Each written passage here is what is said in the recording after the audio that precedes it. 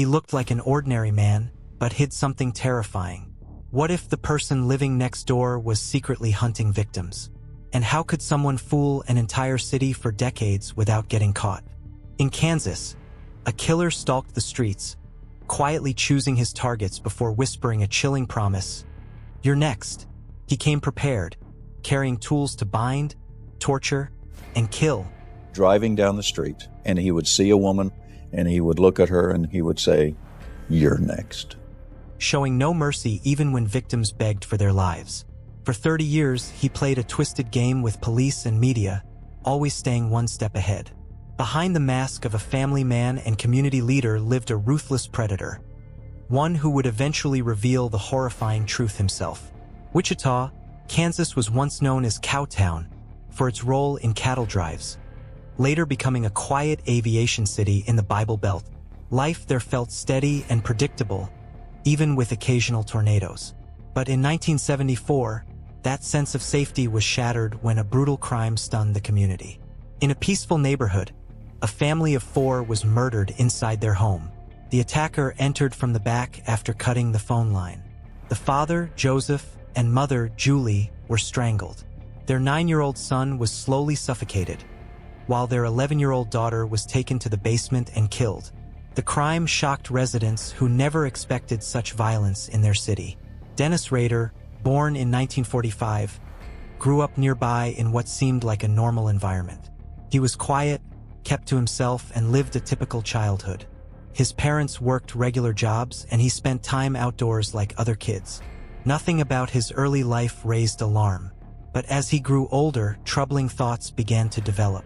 By his teenage years, he was already aware that his desires were different. After serving 4 years in the Air Force and marrying in 1971, he appeared normal, while secretly hiding a darker side. Dennis Rader's hidden thoughts and long-developed fantasies finally turned into real violence on January 15, 1974, when he carried out the brutal murders of the Otero family. At the time, no one fully understood what had happened. It would take more than 30 years before the full story came out, revealed by Rader himself in court, exposing details that deeply shocked the people of Wichita. The attack began after he became fixated on members of the family, particularly the mother and young daughter. His motives were driven by disturbing sexual urges that had been building for years. He entered their home, confronted the family, and quickly realized they could identify him since he had not concealed his face. At that point, he made the decision to kill them all. He strangled Joseph Otero first, placing a bag over his head. He then killed Julie Otero in the same way. Their son, Joseph Jr., was suffocated, and their daughter, Josephine, was initially strangled but regained consciousness. He then took her to the basement and ended her life there. After the murders, he briefly acted on his fantasies before leaving the house. What made it more disturbing was how quickly Dennis Rader returned to normal life, acting like an ordinary husband. His wife once noticed similarities between his writing and BTK messages, but nothing came of it. While the city reeled from earlier murders, he targeted Catherine Bright, a 21-year-old student. When she arrived home with her brother Kevin, Rader was already inside. The plan failed. Kevin fought back and was shot but survived. Rader then stabbed Catherine to death. Thinking police were coming, he fled, revealing that despite planning, his mistakes allowed Kevin to escape and expose flaws in his method. In the early stages of his crimes, Rader came close to being caught. His actions were not always careful, and he later admitted that he believed he might be arrested after these incidents. Investigators tried to gather information from Kevin, but due to the severe injuries he had suffered, he could only provide limited details about the attacker. Shortly after the Bright case, reports surfaced suggesting that other individuals were responsible for the Otero murders. This deeply frustrated Rader, who wanted recognition for his crimes. This led him to make his first direct contact with authorities through a letter. In it, he warned that the killings would continue unless he was caught, making it clear that more lives were at risk. After a gap of about 3 years, Dennis Rader killed again in 1977, targeting Shirley Vian, a single mother at home with her children. Despite the chaos of crying kids, he restrained and murdered her. Because of the time gap, investigators didn't immediately link it to earlier crimes. During this period, Rader maintained a normal family life, becoming a father while hiding his actions.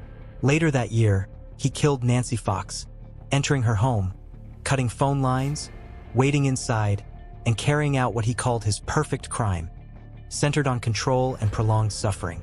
What set this crime apart was what he did afterward. Feeling satisfied and seeking attention, he took the unusual step of contacting the police himself. Using a payphone, he reported the location of the body, leading investigators directly to the scene. This confirmed that the same individual was responsible and that a serial killer was active in the area. In early 1978, a local television station received a disturbing letter from him. In it, he claimed responsibility for multiple murders, including the Otero family, Catherine Bright, Shirley Vian, and Nancy Fox. He demanded media attention and even included a poem and a drawing related to one of the victims. This was not just about the crimes anymore. It was also about control, recognition, and fear. As the reality of a serial killer became clear, fear spread throughout Wichita. People began taking extra precautions, and there was a noticeable increase in security measures like locks and firearms. Rader thrived on this attention. He wanted to feel powerful and believed he was smarter than everyone else, including the police. By sending letters and taunting investigators, he reinforced that belief. For law enforcement, the situation was extremely frustrating. The killings were unpredictable, with long gaps in between, making it difficult to track him. Despite their efforts, there was little they could do except wait and hope for a break in the case. Meanwhile, the community lived in constant fear, never knowing when or where he might strike next. By 1977, the people of Wichita, Kansas had lived in fear for nearly 4 years due to a serial killer known as BTK, bind, torture, kill, a name given by Dennis Rader himself. Then suddenly, the murders stopped, leaving a 7-year silence that confused investigators and residents alike. During this period, Rader studied criminal justice not to reform, but to better understand police methods. He carefully selected victims, calling them projects, and stalked them for long periods. His attacks were meticulously planned. He carried a hit kit with tools like cords, duct tape, knives, and a gun to maintain control. Despite this, his victim selection often appeared random.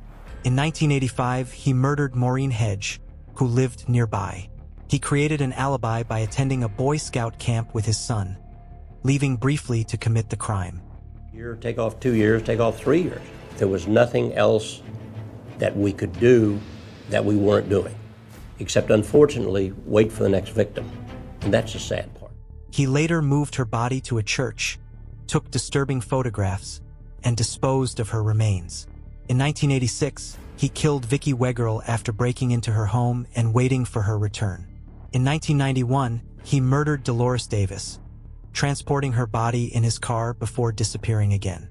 Despite his crimes, Rader lived a normal life, working as a compliance officer and hiding souvenirs from victims.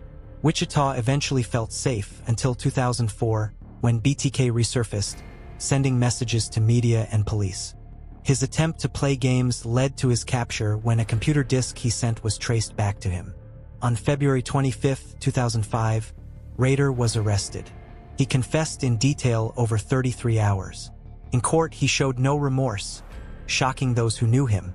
Though he pleaded guilty, the motive behind his crimes remains unclear, leaving lasting questions about how he lived undetected for so long. What is certain is that he lived a double life. On the outside, he was a husband, father, and community member. In reality, he was responsible for the deaths of 10 people between 1974 and 1991. Even during the quiet years, his actions never truly stopped in his mind. For the families, the pain never went away. And for the people of Wichita, the idea that someone so ordinary could hide something so dark made the case even more disturbing. Before you go, if you found this story clear and informative, make sure to subscribe and stay connected. More real stories are coming that break things down in a simple, easy-to-understand way.